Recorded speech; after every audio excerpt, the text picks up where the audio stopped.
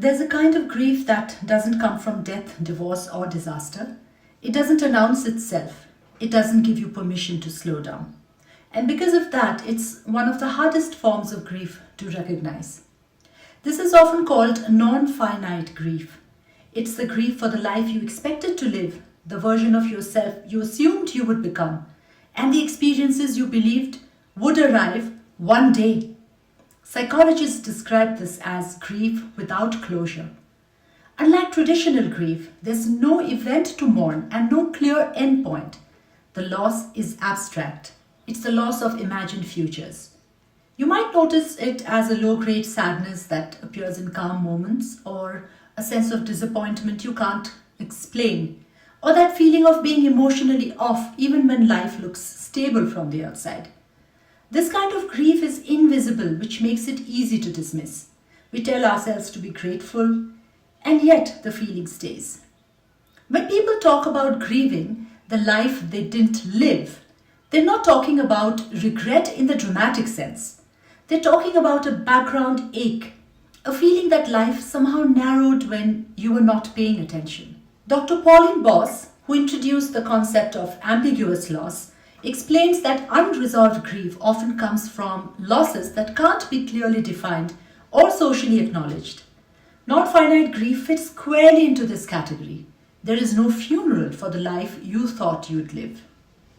Another framework that clarifies comes from Erik Erikson's stages of psychosocial development.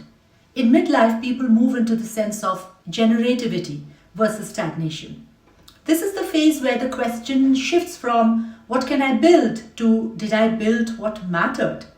When that question surfaces before we are ready, grief often follows.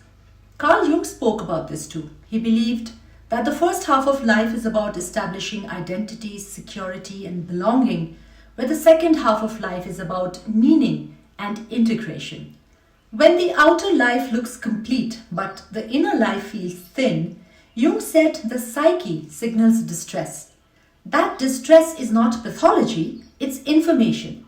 Non-finite grief tends to peak in midlife, not because something has gone obviously wrong, but because time becomes more visible.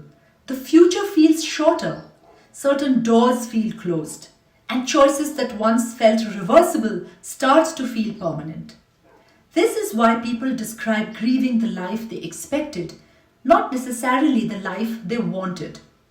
Expectations are powerful. They form over the first half of life, shaped by family, culture, and other people's stories. When those expectations are not met, even subtly, the body often reacts before the mind catches up. You may find yourself feeling sad for no reason, or restless, or nostalgic for something you can't name, but that grief has to be acknowledged. The danger is not the grief itself. The danger is dismissing it. When non-finite grief is ignored, it often turns into numbness, resentment, or chronic dissatisfaction. People stay functional but emotionally disengaged. Life becomes something to manage rather than inhabit. Acknowledging unlived life grief doesn't mean you failed. It means you're paying attention and not a moment too late.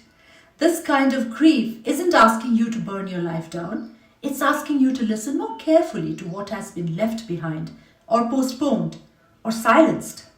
In the next videos in this series, we'll talk about the myths that make this grief harder, and why common advice often deepens it instead of relieving it. For now, it's enough to name it. Non-finite grief is real. Grieving the life you expected is human, and recognizing it is the first step toward a life that feels honest as well as successful. Let's keep talking, here to help you design a bold life. Like and subscribe if I made sense.